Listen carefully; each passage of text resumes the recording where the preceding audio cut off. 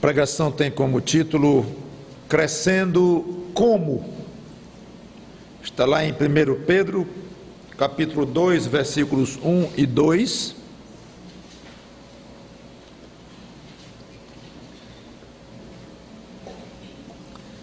Primeira carta de Pedro, capítulo 2, versículos 1 e 2.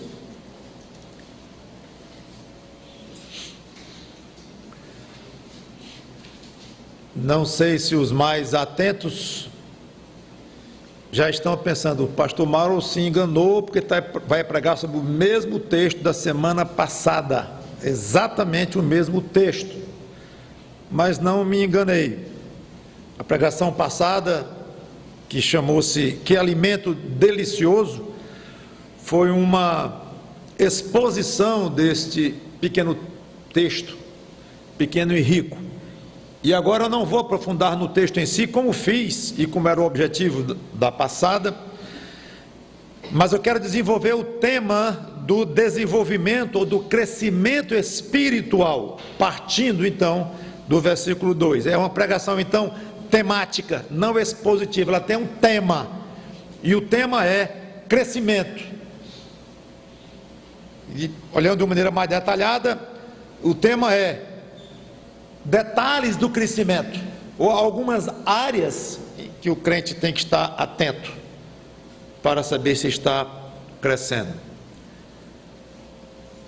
O ponto de partida vai ser então esta passagem: despojando-vos, portanto, de toda maldade e dolo, de hipocrisias e invejas e de toda sorte de maledicências, desejai ardentemente, como crianças recém-nascidas, o genuíno leite espiritual, para que por ele vos seja dado crescimento para salvação. Se é que já tendes a experiência de que o Senhor é bondoso. E a passagem então continua. Vamos orar. Santo Deus, nosso bom Pai, crescimento para salvação. Como? Se pudéssemos aprender mais deste assunto tão importante, seria bom. E é o que vamos tentar fazer aqui. Vou ensinar com base na tua palavra, mas eu não consigo incutir nos corações, nem consigo fazer efeito nas vidas, porque essa é uma tarefa do teu Santo Espírito. Te peço, portanto, que ele nos ajude a crescer para a nossa salvação, nós que já somos salvos. E os que não são, que vão se expor a esta pregação, que se tornem salvos, que deem início a esse estado espetacular, maravilhoso, que vai se consumar na glória, que é o estado da salvação em Cristo. É em nome dele que nós te pedimos pelo resultado, então, desta pregação nas vidas. Amém. Um ligeiro resumo do versículo 2, Pedro mandou que os leitores deixassem para trás as coisas do velho homem, maldade, dolo, hipocrisias, etc. E ao mesmo tempo, ordenou, lembrem-se que eu disse que estava no imperativo, que eles desejassem o genuíno leite espiritual para crescimento. Vimos duas coisas, que esse leite espiritual é o aprendizado da palavra de Deus. E, em última análise, uma familiarização com o próprio Deus. Explicamos isso.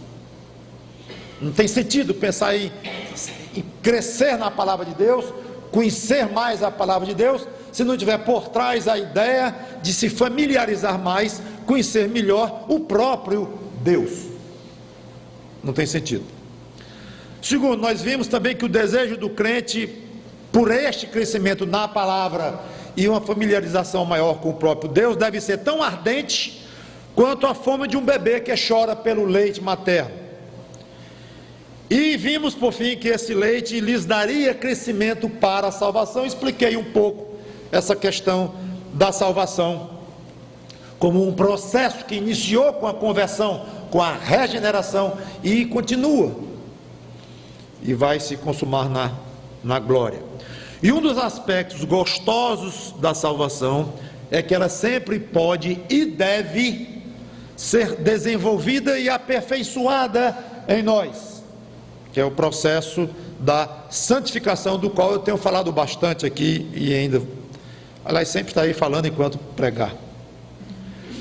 Várias passagens da Bíblia nos exortam a entrarmos nessa espiral crescente, com toda uma vida de crescimento espiritual pela frente. Realmente a ideia de uma espiral, de um crescimento constante, de um gráfico sempre crescente, sempre, no que concerne a nossa adequação aos padrões de Deus. Conforme expliquei também na semana passada, Pedro usa a expressão crescimento para a salvação de uma maneira abrangente, no sentido de um aperfeiçoamento geral das características de um salvo. Agora, a vida espiritual é bastante complexa e envolve muitas áreas. Então alguém poderia perguntar: esse crescimento espiritual para a salvação, embora compreendido de uma maneira bem geral, de maneira conceitual, mas na prática, ele implica exatamente em quê? Como é mesmo que eu posso aquilatar, ou medir, ou avaliar o meu próprio crescimento espiritual? Daria para detalhar mais este assunto? Sim, a Bíblia trata de crescimento de áreas bem específicas da vida cristã, e é exatamente este o motivo pelo qual eu fiz esta pregação, como um complemento à outra que fala do crescimento para a salvação, e essa aqui como se abrisse então aqui um parênteses ou um subtema, mas crescimento como é um assunto tão rico e tão importante para nós, que vale a pena parar e perguntar: como é mesmo crescer para salvação? Como é que se detalharia essa expressão do apóstolo Pedro? Nós vamos ver 4 áreas específicas das quais a Bíblia fala em crescimento. Poderíamos citar outras, mas essas aqui são bem básicas e não tenho dúvidas de que nos ajudará na nossa própria avaliação. Primeiro, crescendo no pleno conhecimento de Deus. Crescer para a salvação como? Primeiro, crescendo no conhecimento de Deus. Colossenses capítulo 1, versículos 9 e 10.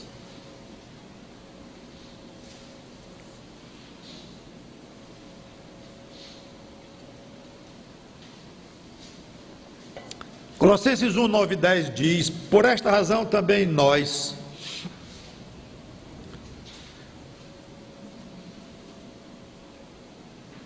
desde o dia em que o ouvimos, não cessamos de orar por vós e de pedir que transbordeis de pleno conhecimento da sua vontade em toda a sabedoria e entendimento espiritual. A ideia de transbordamento sugere um crescimento do volume de um líquido dentro de um espaço que cresce tanto esse volume que derrama, que transborda. Mas Paulo ainda vai ser mais explícito no versículo 10: a fim de viver de modo digno do Senhor, para o seu inteiro agrado, frutificando em toda boa obra. Ideia também de crescimento, ideia de frutificar. Agora vem explicitamente: e crescendo no pleno conhecimento de Deus. Uma pergunta: nós podemos dizer que o irmão A conhece melhor o irmão B, pelo fato de que conhece melhor do que há um ano, conhece melhor pelo fato de que ambos estão participando desta igreja há um ano? Não. Talvez conhecer melhor o rosto do outro, o jeito do nariz do outro, pode até ser o tom da voz do outro, ele conhece um pouco mais, sim. Mas no sentido de um conhecimento pessoal, mais íntimo, a resposta não é obrigatoriamente sim. Ele conhece muito mais o irmão hoje do que antes. Não é dizendo bom dia, tudo bem, que um vai conhecer melhor o outro neste sentido que eu estou querendo dar. Conhecimento implica entrosamento, conversa, trocas de ideias, exposição mútua de pensamentos, arranhãozinho uma vez ou outra, maneiras de pensar, conhecer melhor a do outro.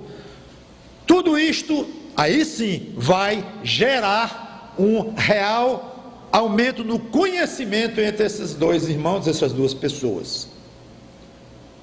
Deus é uma pessoa diferente, claro, outra magnitude do sentido que nós conhecemos a expressão pessoa, porque para nós aqui é uma pessoa, vem cá, nós estamos falando de alguém que teve começo, alguém que foi criado por Deus.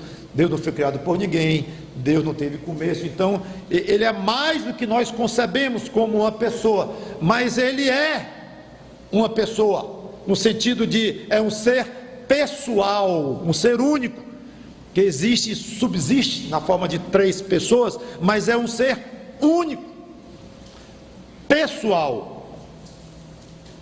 Essa ideia da personalidade de Deus é básica, acho que não tem nenhuma novidade nisto, mas é básica, e por incrível que pareça, talvez pelas décadas em que muitos de nós fomos acostumados a conviver com uma religião fria, religião que passa nominalmente de geração para geração, que não requer de nós um coração dedicado a entrar mais fundo nas coisas de Deus, talvez não passe nem na nossa cabeça. Muitas vezes alguém tem que lembrar, é mesmo, Deus é um Deus pessoal, e agora que eu sou crente, não é que eu mudei da religião A para a religião B, com algumas coisas diferentes no culto, algo parecido, não, mas agora tem a ver o meu relacionamento pessoal com esse ser pessoal. É difícil se convencer disso, mas se convencer até a medula do coração, de que sem um aumento no conhecimento pessoal de Deus, não há crescimento para salvação, há estagnação para a salvação, se não for marcha ré na salvação, usando a expressão de Pedro aqui. Jamais vamos crescer no conhecimento de Deus se não o buscarmos pessoalmente. Esta é uma tecla que eu tenho batido aqui e vou bater enquanto ocupar um púlpito. Conhecimento pessoal de Deus. A prática cristã não se limita a fazermos coisas que Deus manda ou gosta. Ótimo que façamos coisas que Deus manda ou gosta, mas não consiste nisto. Na base é preciso desenvolver um relacionamento pessoal com o próprio Deus. Você pode vir todos os cultos, todos os programas da igreja e ainda ficar no mesmo nível de conhecimento, do conhecimento pessoal de Deus, ano após ano. Você pode até diminuir no conhecimento pessoal de Deus, vindo todos os cultos. Embora vir todos os cultos inclua o maior conhecimento pessoal de Deus, óbvio, não obrigatoriamente, mas tem que incluir. Alguém que deseja um intenso conhecimento pessoal de Deus, ele virá, sim, e ele irá participar ativamente da igreja do Senhor Jesus Cristo, ele vai se envolver, ele vai respirar Deus na sua vida, e onde Deus está sendo pregado, honrado e glorificado, lá ele estará. Não porque eu tenho um culto, de novo, já passou tão rápido a semana, tem outro culto. Não, é porque ele gosta, ele curte Deus.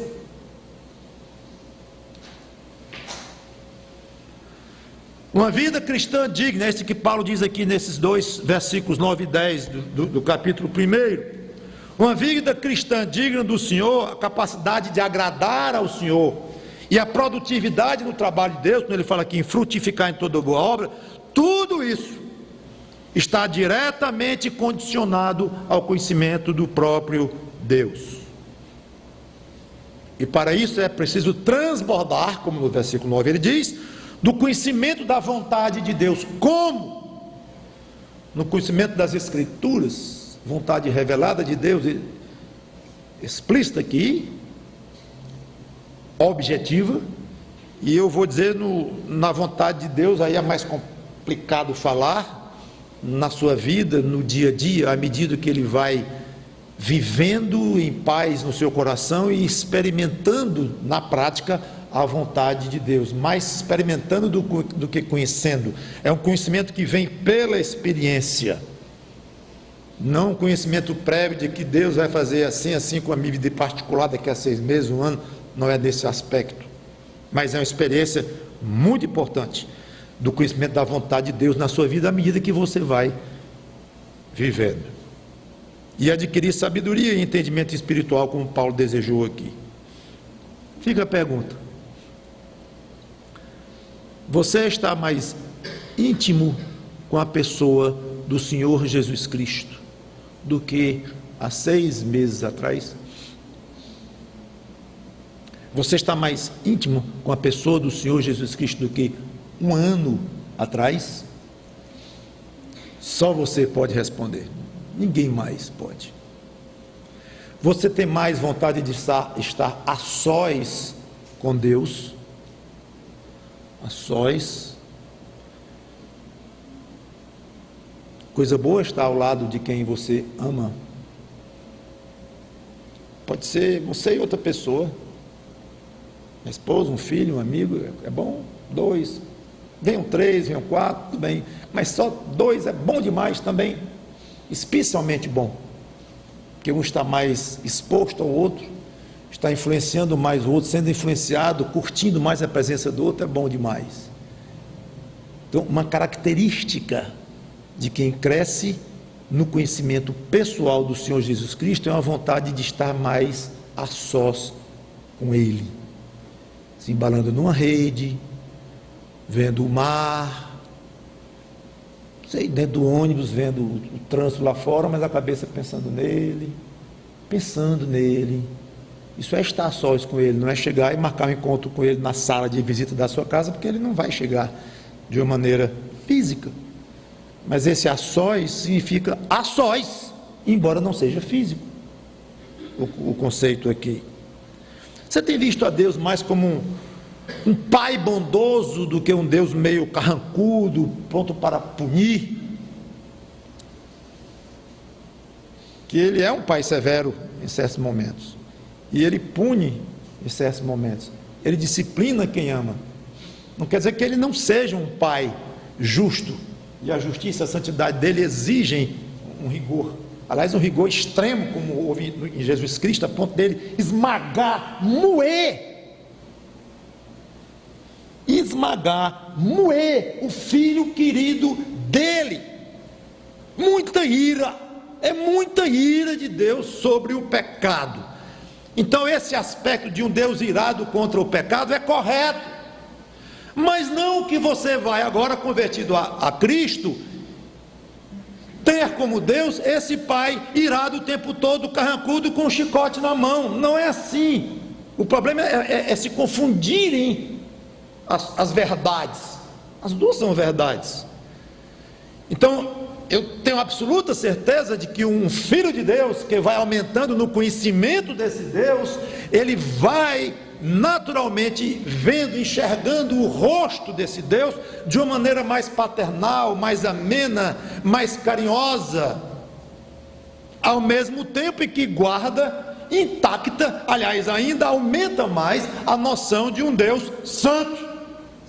Não é porque é um Deus com o qual você tem intimidade, com um Deus que é um pai querido, um pai bondoso, que por isso não precise mais do seu respeito, não precise mais a sua adoração, não precise mais a sua consideração como um ser infinitamente santo. Uma coisa não elimina a outra, aliás, uma coisa se completa com a outra.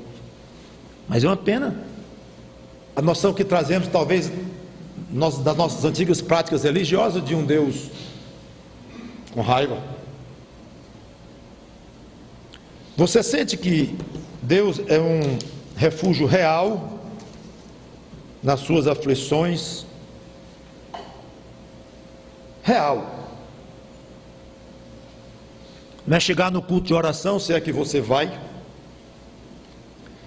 e compartilhar que está com aflição e diz, olha, eu peço a Deus para me ajudar aqui e tal. Não, isso é bom, é importantíssimo. Mas se você sozinho, você e sua alma, se você sente de fato que Deus está ali com você e Ele é um consolo para valer na hora das aflições, fica aí esse conjunto de perguntas para você. Quero ir para a segunda área em que a Bíblia fala de crescimento para a salvação. Primeiro, conhecimento, um crescimento no conhecimento do próprio Deus. Segundo, crescendo em ações de graça. Colossenses 2, versículo 7. Vou ler o 6 e o 7. Colossenses 2, 6 e 7 diz: ora, como recebestes Cristo Jesus, o Senhor, assim andai nele, radicados e edificados e confirmados na fé, tal como fostes instruídos, crescendo em ações de graça. A Bíblia fala muito na questão da gratidão. Faz parte do crescimento espiritual ser cada vez mais grato. Olha a ênfase no cada vez mais grato. É um nível de gratidão, é o que está escrito aqui. Crescimento implica em mudança de padrão, mudança de medida, um aumento de medida. Então, quando fala crescendo em ações de graças, não é só dizendo assim, continuem gratos a Deus, como vocês, eu imagino que são gratos, desde o dia que Ele lhe deu a salvação e você pela fé aceitou Cristo como Salvador. Continue muito grato a Deus, isso é muito bom. E é mesmo, só que não é o que está dizendo aqui, é crescendo, é sentindo cada vez mais gratidão no seu coração. Em tudo dai graças, porque essa é a vontade de Deus em Cristo Jesus. Paulo diz também em 1 Tessalonicenses 5,18. Então, o crente maduro, o crente sólido, cada vez mais, ele olha para as coisas e diz assim, foi Deus que me deu. Foi Deus. E sente crescer no coração essa vontade. Davi sempre me impressionou, desde que eu era um recém-convertido, em muitas coisas, mas a característica de Davi que sempre mais me impressionou, um dia, Deus quiser, eu posso fazer até uma série de pregações sobre Davi, atualizá-la. É impressionante como ele acreditava a Deus as coisas que ocorriam com ele. Tudo ele dizia, isso é Deus por trás, isso é Deus por trás. Em tudo ele via a mão de Deus, em tudo. Agora, não é só suficiente reconhecer teologicamente que Deus está no controle de tudo e nada ocorre sem a vontade dele. Ótimo, mas só reconhecer isto é pouco, insuficiente. Por quê? Porque pode ser um reconhecimento amargo. Eu sei que foi Deus que fez isso. Aí, o tom que você está dizendo, o rosto que você está colocando aí, a forma que você está expressando. Não, mas eu estou reconhecendo que foi Deus que fez isso, que Deus está por trás de tudo. Eu posso reconhecer que o meu colega de trabalho falou injustamente mal de mim para o chefe, e eu fui demitido. Reconheço que meu colega fez isso. Muito aborrecido, mas reconheço. Por outro lado, ao contrário, meu colega falou bem de mim, me indicou, fui promovido. Então não apenas eu reconheço, mas eu me sinto muito agradecido ao meu colega. Esse exemplo muito simples é para mostrar que para com Deus é para existir apenas o segundo caso, ou seja, reconhecer que Ele é sempre benigno, mesmo que permita e determine sofrimento para nós. E se nós reconhecemos que Ele é benigno, então vamos ser naturalmente gratos. Claro, a gratidão vem da onde? Do reconhecimento que alguém fez por nós uma coisa boa. Claro. Então, se você compreender que tudo que Deus faz para você é bom, não tem perigo de você não ser grato a Deus. Agora, esse conhecimento não vem assim tão facilmente. Não vem. É lutar contra, às vezes, a própria mente, o raciocínio, os padrões do mundo. Melhor é mais dinheiro do que menos dinheiro, melhor é mais saúde do que menos saúde, melhor é mais bonito do que menos bonito. Esse padrão está tão arraigado em nós que é muito difícil quebrar, mas quebrar mesmo, e nós nos tornarmos gratos com qualquer coisa que Deus faça conosco, mesmo na contramão dos padrões do mundo que nós estamos acostumados.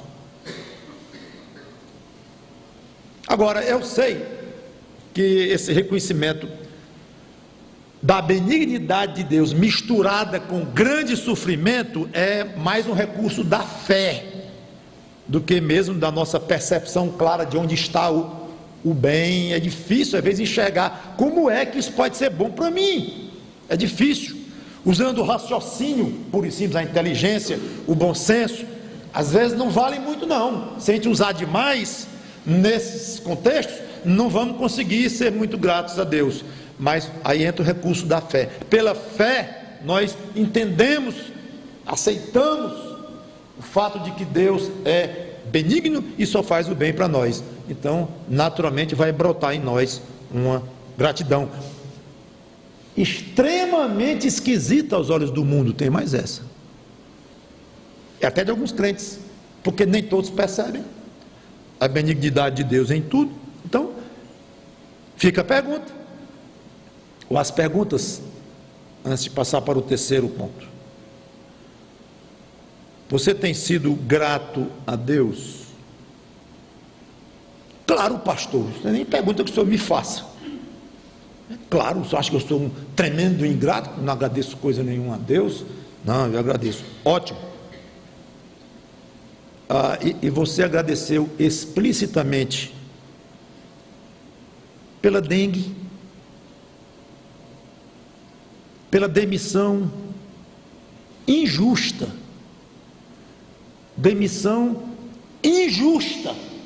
muito injusta. Você agradeceu explicitamente? Não sei o quanto eu assustei Sandra e Salma e o próprio Mauro, mas Mauro estava lá em casa terminando o período dele de dengue há poucos dias, e eu fui orar agradecendo o alimento, e a primeira frase foi: Senhor, muito obrigado pela dengue do Mauro Júnior. Aí eu tratei de esclarecer na própria oração, rapidamente, antes que pensasse que eu estava meio perturbado. E os três crentes, curiosamente, eu me senti quase que obrigado a explicar na própria oração. Digo, será que eles vão achar esquisito isto? Então você tem agradecido pela sua demissão injusta, pela virose, pela partida, pela morte do seu ente querido, pela doença do filho. Tudo bem, você não teve dengue, não foi demitido, não perdeu parente querido, nem tem filho doente, ela não tem filho de jeito nenhum. Pois pense em algo que lhe fez sofrer nos últimos meses. Se não foi uma doença, uma isso, aquilo, pense em algo que lhe fez sofrer. Aquilo me fez sofrer. As pessoas nem sabem, nem desconfiam, nem mamãe, mas eu sofri com aquela frase, sofri com aquele gesto, sofri com aquele incidente, ou sei lá com o que, até com aquela viagem que eu fiz de férias maravilhosa, eu sofri naquela viagem, nem imagina. Pois bem, identifique uma coisa que você sofreu muito recentemente ou um tempo atrás. Aí pergunto eu, você agradeceu explicitamente por aquele sofrimento. Gente, isso é diferente de eu perguntar se você tem sido grato a Deus. Obrigado, Senhor, por tudo que tu me dá. Tu és um Deus maravilhoso, eu não mereço tudo que eu tenho e tal, e tal. Eu sei disto, que isso está na nossa boca o tempo todo, mas exercite a listar os seus sofrimentos e dizer obrigado por isto. E não precisa explicar para ele por que você está orando daquele jeito, como eu me senti obrigado a explicar. Dê graças a Deus pelo que você sofre hoje, não apenas coisas no passado. Claro, pelas coisas agradáveis também, muito mais fácil, é bem natural, né? Pelas coisas que nós chamamos de boas, mas pelas coisas difíceis também, experimente ir dando graças a Deus ao longo da sua vida.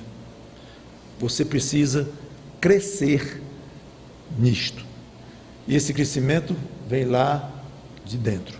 Você se sentir de fato mais grato, estar convencido de que o segredo é este, é você estar convencido da benignidade de Deus na sua vida. Se você se convenceu disso lá no seu espírito, pronto, automaticamente você vai ser grato, porque nós gostamos de reconhecer de uma maneira gostosa quem nos faz bem. Crescendo no conhecimento pessoal de Deus, crescendo em ações de graça, crescendo na fé. Terceiro ponto. Segundo aos Tessalonicenses, capítulo 1, primeira parte do versículo 3.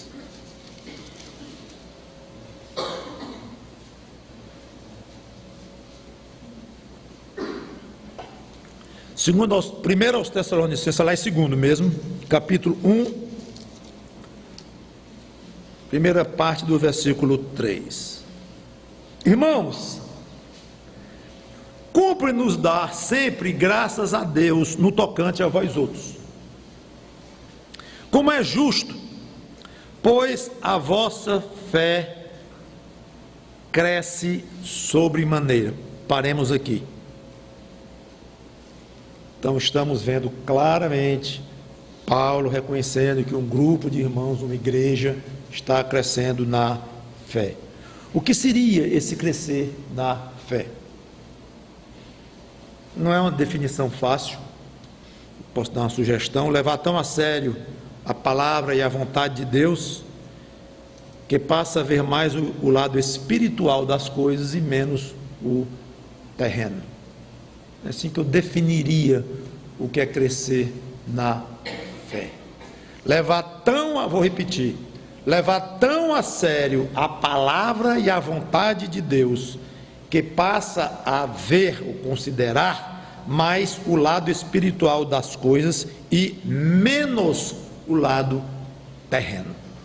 Para mim isso é crescer na fé. Aceitar cada vez mais facilmente. Por exemplo, agora eu estou exemplificando a definição que eu dei, a sugestão. Exemplo: aceitar cada vez mais facilmente coisas que Deus diz e você não compreende.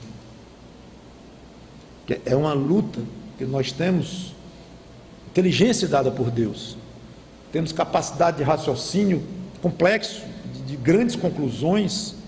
Eu digo grandes conclusões e raciocínios complexos, claro, comparado com o ser animal, os animais irracionais, não comparando com o próprio Deus, que não somos nem poeira, mas na criação de Deus aqui, somos extremamente complexos, muito mais do que os animais, sim.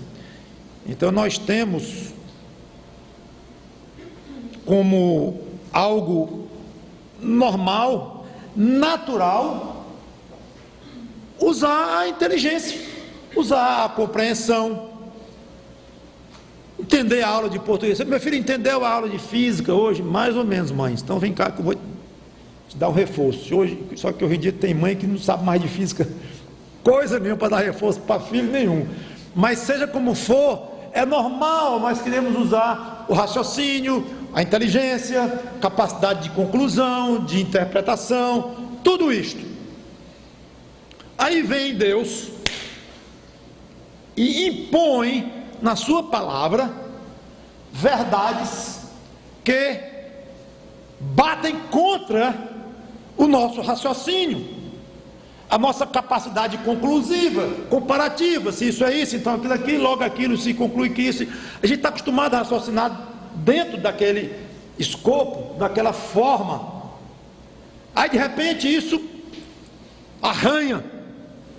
Quando nós nos convertemos a Cristo, começamos a estudar a palavra de Deus e começam a vir conceitos de Deus que são muito complicados de serem comparados, averiguados e esmiuçados pela nossa, agora digo, pequena, insignificante e ridícula mente.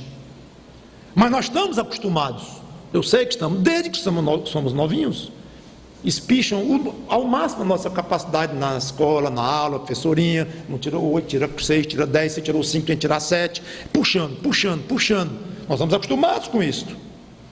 Aí de repente, encontramos algo bastante diferente, uma atitude diferente, atitude interna, diferente quando encontramos verdades profundíssimas, que se propõem a ser verdades vindas do próprio Deus Criador, e aí vamos querer fazer, como fazemos com as coisas desde o jardim de infância, o que? Examinar, checar, concluir, se eu concordo, se eu discordo, isso aqui é razoável, isso aqui não é, já vamos fazendo, aí Deus diz, para,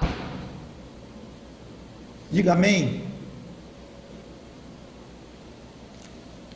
Está na minha palavra? Você entendeu o que é isto, o que está escrito? Entendi. Quer dizer, entendi que é isto que está escrito. Eu não entendi por que é assim. Eu não perguntei isso. Perguntei se você entendeu que eu coloquei assim. Entendi. Pois diga amém. Porque eu sou assim. Deus falando. E a atitude que você tem tido com todas as coisas desde que você cresceu, neste particular, ela tem que ser reaprendida, e você vai ter que aprender a dobrar a sua mente, dobrar a sua capacidade de raciocínio, dobrar a sua inteligência, dobrar o seu orgulho, dobrar a sua vaidade e dizer assim, sim, Senhor. Ah, já entendi tudo, pastor, é um suicídio mental e intelectual, negativo. Não aceito esse conceito de hipótese alguma. Vá ler os grandes pensadores, os teólogos do próprio cristianismo, vai ver a profundidade deles, a genialidade deles. Veja se pelo menos em uma página desses grandes livros você vai encontrar alguém que se suicidou espiritualmente, que se anulou, virou uma ameba. Agora não uso mais meu raciocínio em nada, porque Deus mandou que eu não entendesse mais nada, e mandou calar minha boca, e agora e toma então uma atitude vulgar, uma atitude vã, de dizer me suicidei espiritualmente, não raciocínio mais para as coisas de Deus, coisa nenhuma. É assim que você vê um Agostinho, um apóstolo Paulo, um Lutero, um Calvino? Não. Foram fundo, devia sair fumaça da cabeça deles. Mas ao mesmo tempo, e aí que entra o crescimento na fé, ao mesmo tempo que eles usavam o último átomo de neurônio para tentar entender, ao mesmo tempo diziam assim, vai já acabar meu último átomo, vai já acabar meu último átomo, e quando acabar, acabou, amém, Senhor. O próximo capítulo do livro, porque isso aqui eu não sei mais não, essa parte que eu estava falando, eleição, tá, eu esgotei aqui, acabou meu neurônio, tudinho aqui, amém, Senhor, é só isso. Mas usou tudo que tinha, todo o esforço humano que estava possível foi usado, mas no final um reconhecimento de fé. Suicídio espiritual, suicídio intelectual? Não, absolutamente, eu diria um renascimento intelectual, uma maneira diferente de usar seu intelecto e sua mente afinada com o Deus Supremo, uma maneira de você usar melhor a sua inteligência e a sua capacidade de raciocínio, de tudo, do que afinando tudo que você tem com a corrente poderosa da vontade de Deus. Isso é crescer. Você olha para o futuro, arrebatamento, por exemplo, Eu acho uma coisa tão natural quanto o seu próximo aniversário, a formatura de um parente. Vai ser em junho. Vai nascer a criança em agosto. Os seus compromissos aqui na terra que você tem, seus planos. Eu acho que no fim do ano eu troco de carro. São os planos mesmo do dia a dia. E vamos ser arrebatados breve. Ixi, falando de carro, falando de filho, falando de formatura, agora falar de arrebatamento. Cabo esquisito. Esquisito é você, que não está acostumado a tratar estas coisas que nós não vemos, mas que são reais e estão prometidas na palavra de Deus, não tratar com a mesma naturalidade com que trata as coisas daqui de baixo. Por quê que as coisas do alto são menos naturais para nós? Eu explico: fé pequena, só. Pouco conhecimento de Deus, só. Ver um pecador endurecido e não conseguir imaginá-lo como um crente, se Deus quiser convertê-lo. O fulano, nem Deus para converter aquele. Eu sei que você não vai dizer assim porque fica muito afrontoso, mas lá no seu coração provavelmente existem algumas pessoas que você olha assim e diz: não, ali é duro demais, eu não concebo. Pronto, Deus pode até convertê-lo e tal, mas eu não concebo aquela pessoa como crente. Pouca fé. É bom começar a perceber. Recebe uma má notícia e, embora sofrendo por ela, obviamente, se conforma rapidamente, que não poderia ter sido de outra maneira.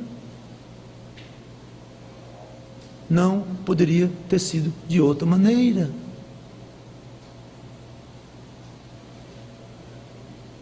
Um grande amigo meu perdeu a esposa numa batida de carro. 2 segundos a mais ou a menos, ele não teria ficado viúvo. Pedido da mulherzinha querida dele, mãe dos filhos dele. 2 segundos a mais ou a menos. Tinha batido noutra parte do carro, teria tido uma batida de qualquer forma, mas muito provavelmente não a teria matado. Foi no lugar exato para quebrar o pescoço. Pronto. A fé robusta aceita, sofrendo, repito, intensamente, claro, mas aceita. Não poderia ter sido 1 segundo a mais nem a menos, porque Deus assim determinou. Você tem crescido na fé? Eu não estou perguntando se você acredita mais em Deus agora do que 10 meses atrás. Não é acreditar em Deus, mas se você aumentou a capacidade de ver as coisas espirituais muito acima das coisas materiais, de ver mais as coisas pelo ângulo de Deus em vez de pelo ângulo do homem. Sugestão, pequeno teste. Essas próprias perguntas que eu já fiz aqui, e além de mais, eu quero dar mais 2. Se angustia menos com os problemas e se alegra mais com as coisas espirituais. O que altera para você meses sem haver uma conversão na igreja? O que altera para você 3 conversões num dia só? Isto mostra posição, tamanho de fé. Um irmão que está em pecado e não consegue se desenrolar, o quanto isso lhe afeta. Um bom livro que você leu sobre as coisas do alto, o quanto aquilo lhe tocou, o seu interesse pelas coisas do alto. Agora eu vou dar um segredo especial. E segredo está uma palavra forte, né? O segredo. Com 35 anos de convertido, muito estudo da Bíblia, muitas pregações feitas, E vou dar uma dica valiosa para quem deseja aumentar na fé. Agora, é um método meio complicado, difícil de descobrir, mas muito eficiente, e pouquíssimas pessoas descobrem isto. Eu estou ironizando, porque é tudo o contrário do que eu estou dizendo.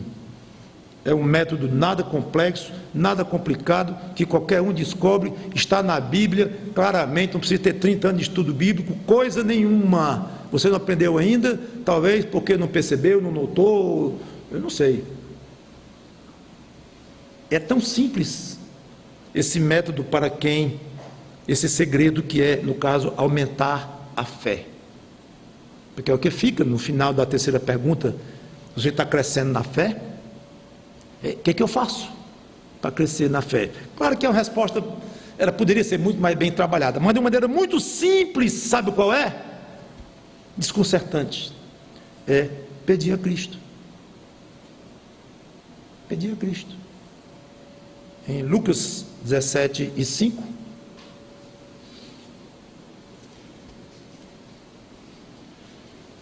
Lucas 17:5, ele estava falando de perdoar, e ele apertou muito aqui os apóstolos, os pobres coitados ficaram, não vai dar não, entendeu o que ele queria deles?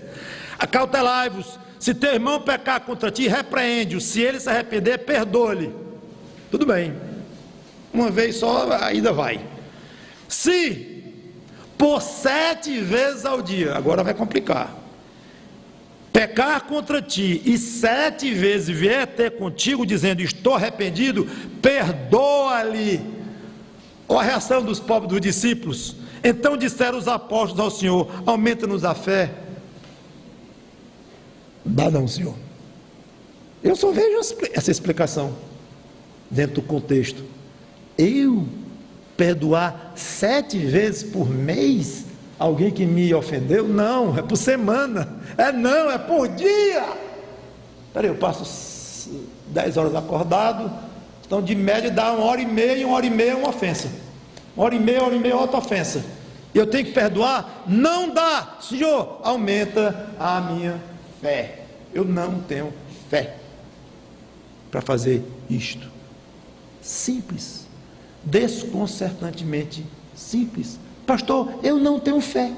Quer dizer, Senhor, eu não tenho fé para morrer de alegria porque aquele visitante se converteu. A mulher do fulano, o primo da ciclana, que era tanto pedir oração, pois foi lá e entregou-se a Cristo. Eu não consigo ficar alegre, vibrando. Não consigo. Sou honesto diante de ti, como esses homens foram honestos diante de Cristo. Pois diga para ele e faça exatamente o que eles fizeram. Senhor, aumenta a minha fé. Para ler um livro e gostar mais, um livro que fala das coisas do alto, para ficar mais triste com o pecado do irmão, com o meu próprio pecado. Eu não consigo nem me entristecer muito com o meu próprio pecado.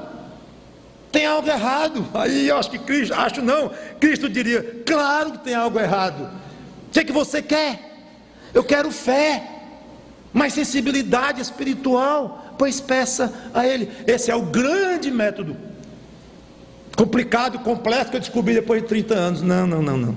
Um método simples, como as coisas da Bíblia são assim, simples. Se tem coisa que a Bíblia não é fechada para as mentes grandiosas, como um Paulo de Tarso desse, como esses homens que eu já citei, para os grandes teólogos, e tem mistérios e revelados só para eles. Não. Eu não gosto nem quando alguém diz: pastor, eu vou pedir oração pelo senhor, porque a sua oração, obviamente, por ser pastor, é a oração mais forte. Eu digo: para. Forte é o sangue de Cristo, que me salvou das minhas impurezas, das minhas podridões e das suas também. Lhe salvou. A sua oração vale, a minha vale, porque Cristo abriu o caminho, só. Muito bem, use esse método, meu irmão, bem simples, de pedir a Cristo aumento da fé. Por último, crescendo no amor. É o mesmo versículo que eu parei no meio, não sei se vocês perceberam, lá em 2 Tessalonicenses capítulo 1, versículo 3. Eu só li um pedaço do versículo 3, vou ler o resto agora, que eu quero encerrar com ele. 2 Tessalonicenses capítulo 1, Segunda parte do versículo 3 e o versículo 4, diz assim, vou ler o 3 inteiro que é melhor o contexto. Irmãos, cumpre-nos dar sempre graças a Deus, no tocante a vós outros, como é justo, pois a vossa fé cresce sobremaneira, como já comentei, e o vosso amor mútuo, de uns para com os outros, vai aumentando, vai crescendo, a tal ponto que nós mesmos nos gloriamos de vós, nas igrejas de Deus, à vista da vossa constância e fé, em todas as vossas perseguições e nas tribulações que suportais, e a passagem continua. Amor. Obviamente, muito poderia ser dito sobre o amor, e ainda seria pouco, mas eu quero apenas resumir e encerrar. Sabemos que o principal componente do amor cristão é a decisão de querer o bem do outro e se esforçar nesse sentido. Querer o bem e fazer alguma coisa para que esse bem se consuma. Agora pergunto eu, um medidor de amor, aparelhinho para medir amor, ligado ao seu coração, indicaria um grau maior ou menor de amor do que um ano atrás? Ah, pastor, sei não. Esse medidor não existe não. Existe. Não tem à venda nas lojas do ramo. Você não vai encontrar para vender e plugar USB aqui no seu coração.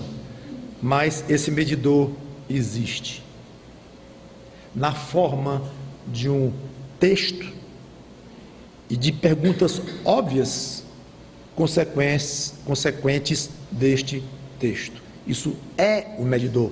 Vamos dar uma medida no seu coração. 1 Coríntios capítulo 13, versículos 4 e 7.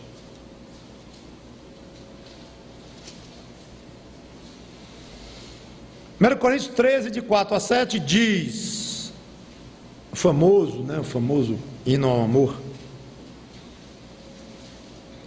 O amor é paciente, e ele já vem falando lá do versículo 1, mas vamos pegar do 4 em diante. Como eu disse, é uma mensagem temática, eu não vou expor esse texto detalhadamente, já estou encerrando. O amor é paciente, é benigno, o amor não arde em ciúmes, não se ufana, não se ensoberbece. Não se conduz inconvenientemente. Não procura os seus interesses. Não se exaspera. Não se ressente do mal.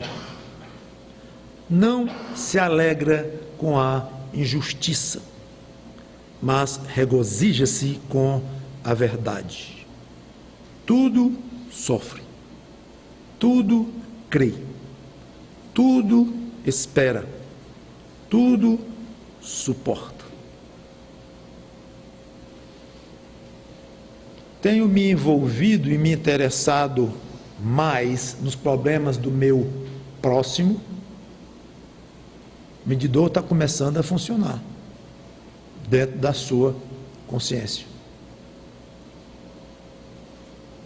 Não é se você tem amor pelo próximo, é se você tem crescido em amor.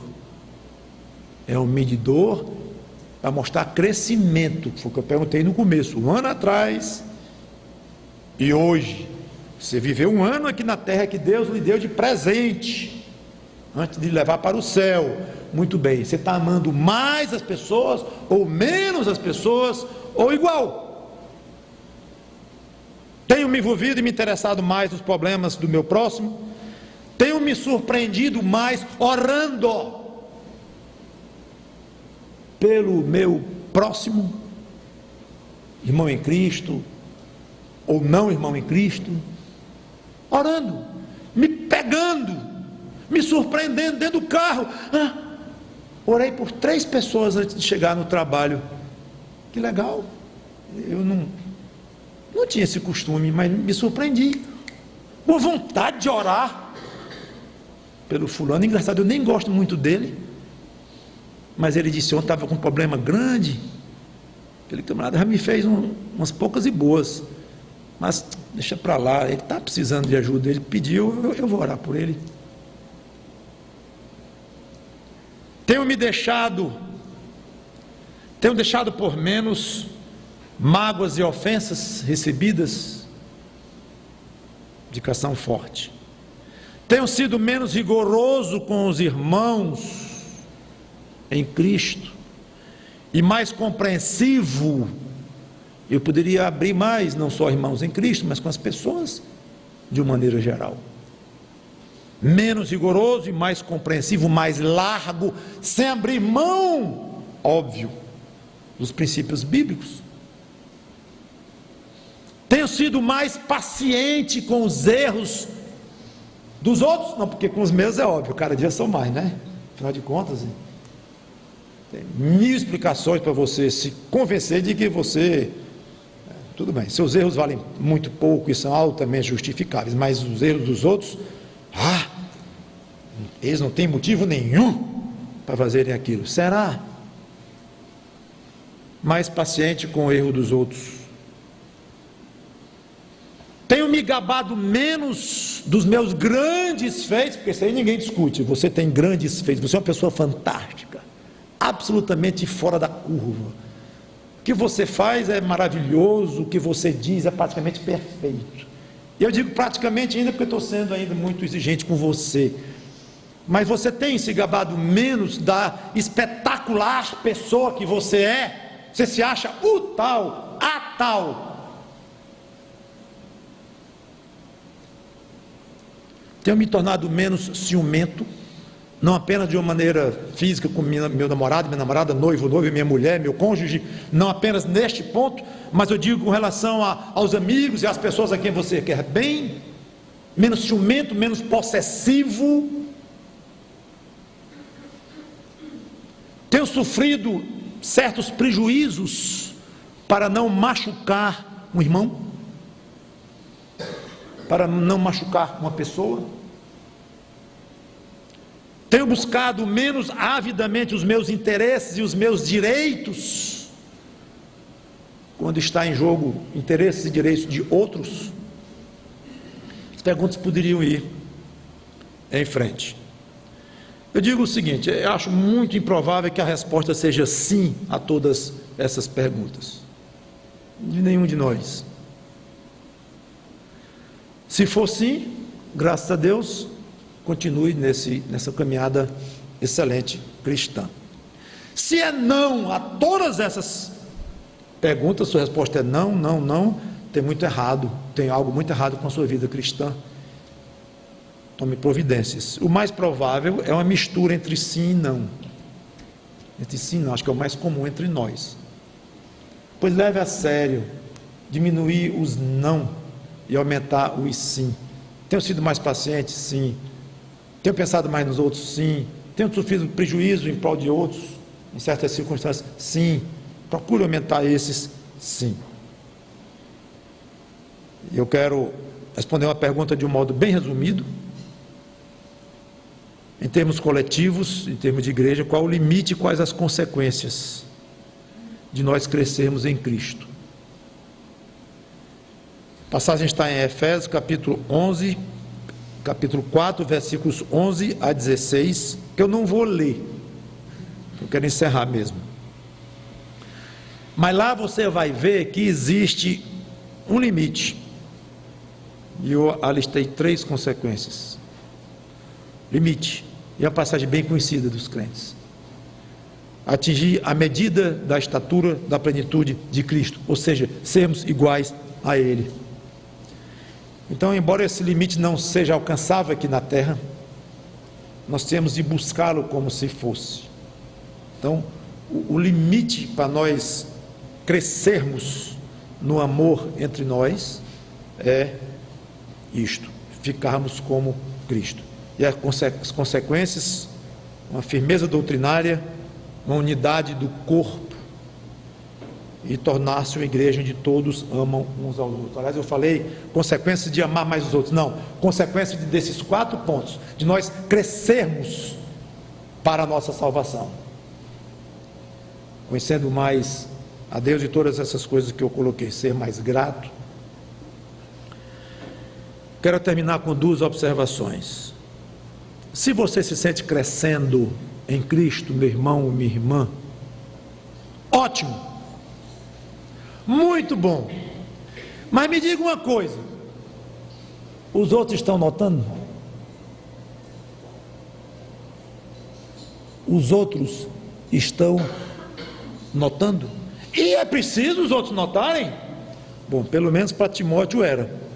1 Timóteo 4:15, Paulo diz, eu posso ir lá só, já cheguei lá. Medita estas coisas e nelas ser diligente, cuidadoso, né? Para que o teu progresso a todos seja manifesto. Então, Paulo disse, Timóteo, eu gostaria que o teu progresso na salvação, o teu crescimento espiritual ficasse visível, sim, Timóteo. Por que isso vai servir só para Timóteo? É evidente, ele é um modelo para os crentes. Então, o que adianta você sair daqui cheio de cinza essas perguntas? Não, eu tenho crescido na minha salvação, ótimo, mas os outros têm notado? Tudo hoje é pesquisa, o mundo parece que hoje é gerido à base de pesquisa. Se fosse feita uma pequena pesquisa a seu respeito na igreja, você acha que o fulano tem crescido na salvação? Tem conhecido mais a Deus, tem sido grato, todas essas coisas, tem crescido na salvação dele, crescido espiritualmente? Você acha? Agora é teórico, não vamos julgar o coração de ninguém aqui, mas seria muito interessante você pelo menos imaginar que motivos os irmãos teriam para dizer, sim, ele tem crescido, ou não, ele está estagnado, ou não, ele tem piorado. E, por fim, ótimo também se você decidiu crescer, estudar mais, orar mais, vou fazer isso, vou fazer aquilo, eu vou crescer na minha salvação, depois de ouvir isso aí tudo, eu vou, tudo bem, mas não esqueça que o poder para crescer vem de Deus. Vou ler só também e encerrar, 1 Tessalonicenses 3:12, que diz, e o Senhor vos faça crescer e aumentar no amor para com os outros. A passagem continua.